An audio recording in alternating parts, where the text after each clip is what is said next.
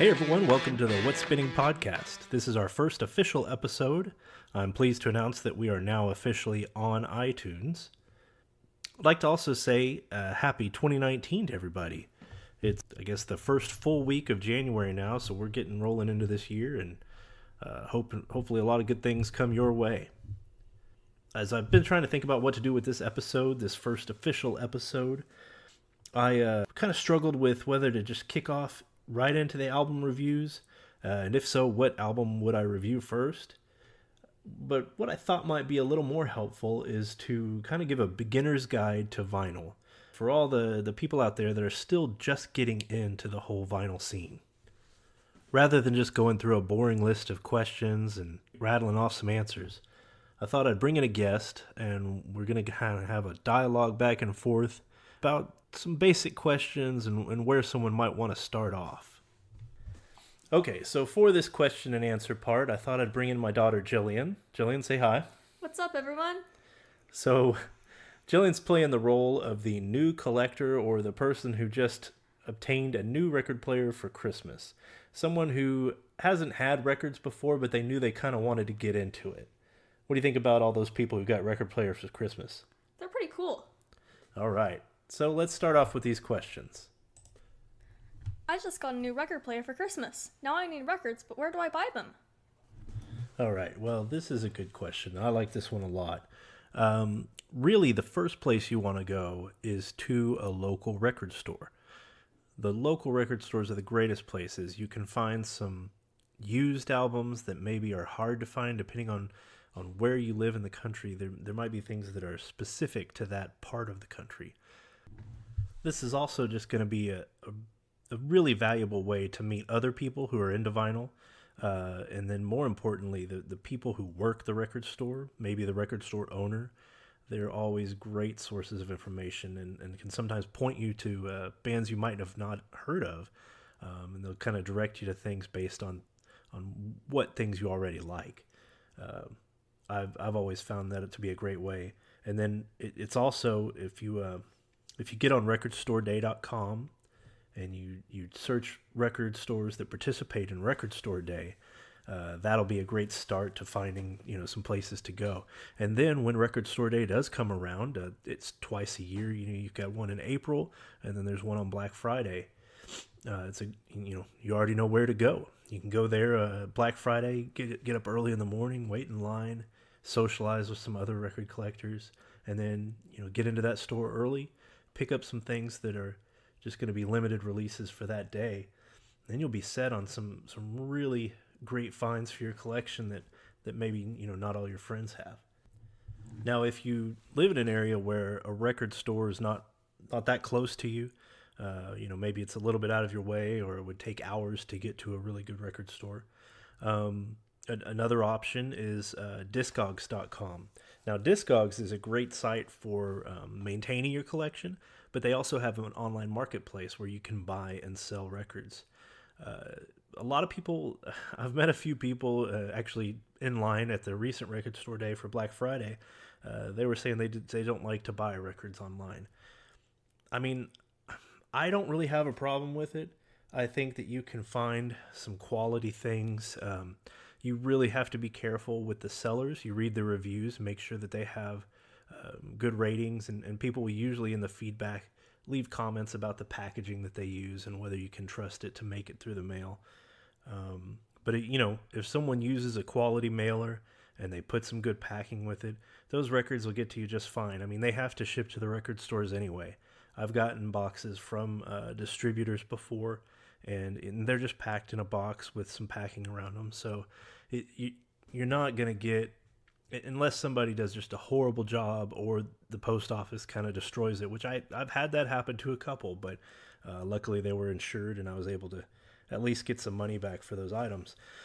But for the most part, I've ordered a large quantity through the mail, and you can get things safely and in good condition, and the sleeve to the record will still be in good shape. The corners will be straight, So I can't recommend it enough, but Discogs is definitely a good place, especially for some harder to find items. I know people like to go crate digging, and that's there's a lot of rush to that and being able to find something you've been searching for a long time. But sometimes there's just going to be things that maybe are only available overseas, in which case you can get on there. I know it sucks to pay for postage, but it depends on how badly you really want something. If it's something that's hard to find and it's just really going to be a piece that you feel completes your collection and you have the money to do it, then go for it.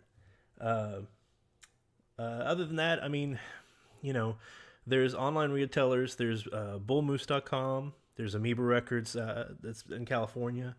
And then there's always, last resort, there's Amazon.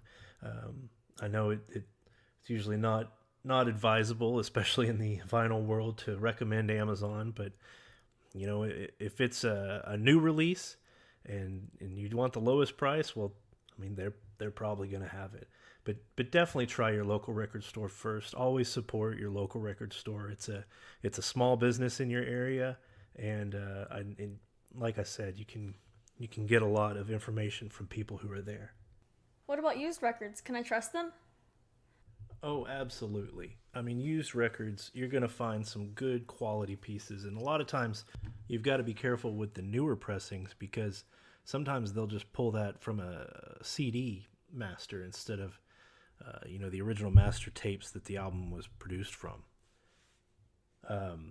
When looking at used records, though, there are some things you've got to keep an eye out for. Quality of the sleeve first, right? I mean, you don't want it to fall apart on you. The inner sleeve's probably already going to be torn, depending on the age of the record. A lot of times, if it's just a paper inner sleeve, the vinyl will kind of slide through there and tear it, and rip it. But when inspecting the actual vinyl, you want to make sure there's no deep scratches. There might be some surface scratches, and a lot of good record shops will have some turntables available for you to take a listen to the used vinyl. Make sure it's suitable before you walk out the door with it. Take a look at it. Make sure it's not warped. Some older ones they're going to be a little bit warped, but make sure that it doesn't affect the sound quality. You don't want something that you can hear on the playback. But a lot of shops now they'll do a clean, a cleaning of the record, so it'll look good, it'll look shiny. But so you want to try and give that a listen to if you can. But if you can find a good older pressing, even if it's not the first original pressing, a second repress or something, sometimes that'll be a lot better than the new ones. There are differences. I'll talk a little bit later about the Police box set that I just purchased, and that one is a good quality half-speed mastering. So that would be a case where the new vinyl is probably better than the old. What is the best way to store records? Well, this is a topic that a lot of people will have different answers for you, but there is one thing you're always going to hear from every collector, and that is do not stack your records. You want to store them vertically. If you stack a bunch of records on top of each other, they're going to end up warped. They're going to end up, affecting the sound quality. It's not going to be something you want to listen to because it's not going to be crisp and clear and, maintain the same tone. You want to keep them, someplace cool, someplace dry. Dampness is bad for the records, and then you definitely don't want them to be out in the sunlight. The heat's gonna cause them to warp as well. So always store them upright, never stacked on top of each other. Now, in addition to that, I like to take care of my outer sleeves because for me, the physical thing of the record, the artwork, the having something to hold and look at, that's a big piece of it for me. So I want to take care of that artwork. I want to make sure it stays, almost like the day I got it. So I store those in a nice outer sleeve, and then for the record itself, I take it out of that paper sleeve. It's just gonna tear anyway, and I buy the mobile Fidelity, like the studio master sleeves. They're nice. They're anti-scratch, and I like to put the vinyl directly into that. If the inner sleeve that came with the album has liner notes or pictures or anything like that, then keep that with it. Stick that back in the record sleeve. It'll hold both of them. But if it's just one of those white paper sleeves with the hole in the middle, I toss that out. I don't need that. I'm going to keep it in a better sleeve than it came with, and it's going to protect it a lot more. What records should I start my collection off with? Well, definitely another great question. The thing is that's going to be up to your own personal taste. Now, there are a lot of recommendations for things that sound good on vinyl, and a lot of people will agree on those. And there's lists all over the internet. You can definitely go off of some of those. The things I started with were things that I remember, hearing being played around my house when I was a kid, or things that I had inherited from my dad at one point and then maybe sold when I was in college or shortly after. But when getting back into vinyl, a lot of it is things like that, things that are sentimental. I definitely started with some of the Fleetwood Mac, like Rumors. Everyone always says that's a good one, and I agree with that. So I picked up a copy of that. I picked up some things that just I remember having on vinyl, and maybe not everyone would want to have in their collection, but to me they have meaning. Pride by White Lion, that's one of them. I know, it's kind of cheesy hairband, glam rock stuff, but to me, I remember listening to that on vinyl when I was a kid, and I just, so there's memories tied to that. Another band, Bang Tango. I don't even know if many people have heard of them, but it's something that I wanted in my collection because I remember, and I've got things like Wham and George Michael and stuff that just I really like that, I don't care if other audiophiles or record collectors are going to think that that's cool stuff. It's stuff that has meaning to me, and that's really what you need to focus on is what do you want to listen to, and what are things that have personal meaning to you and that you're going to enjoy having on vinyl. A lot of it for me is, like I mentioned before, it's the artwork, it's the feelings that those records kind of bring up. So the memories are definitely a huge part of that. So, okay. Well, thanks to Jillian for helping me out with that question and answer segment. I hope that some people found that helpful.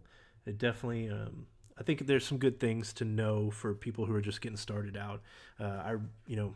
What actually kind of made me think of this whole segment was that I was talking to someone the other day, and they just got a record player for Christmas, and they were asking some of these things, and it kind of made us realize, well, maybe these are things that everybody would want to know. So hopefully you found them helpful. Let us know. I wanted to close out today's show with a little segment about what I've received lately, things that I'm excited about and that I can't wait to spend myself. So got a few things in the mail this week. One of the ones I'm most excited about is the Police box set. It's I've had all the Police albums on vinyl for a while, but these are all half-speed masters done at Abbey Road Studios. They did this with Ghost in the Machine just a year or two ago. The result was great. It was just a perfect sounding album. So this is their entire studio collection. I really can't wait to dig in and start listening to those and just hear the quality sounds. Another one I picked up is actually, it's something that I had on CD when I was in college. Just always loved it. It wasn't actually a studio release. It was a compilation of 45 singles that the band had put out, and that's the album is called Nostalgic for Nothing by the band J Church. I'm not sure if you're familiar with J Church. They don't have a massive following. They aren't mainstream, like definitely not like the Police or anything like that. But they were just kind of a raw pop punk sound in the 90s. The whole pop punk scene was pretty big at that time, and they're kind of right along those lines. And I've always loved that album, and I'm so glad to have it on vinyl. I had to kind of reach out online for that one. I ended up buying it from a seller in Germany. So it finally arrived, and I can't wait to listen to it. It's a 2 LP set, so I'll be giving that a listen to, and maybe I'll be talking about it on future episodes. Either way, that should wrap up our first episode. Hope everyone enjoyed the show. as always, feel free to give us some feedback. Email address is podcast@wildhogrecords.com. You drop us a line, let us know what you want to hear. If you think we're helping out, anything you think we could do differently, that'd be great too. We can always welcome constructive feedback. I hope everyone has a great week, and we'll talk to you again later.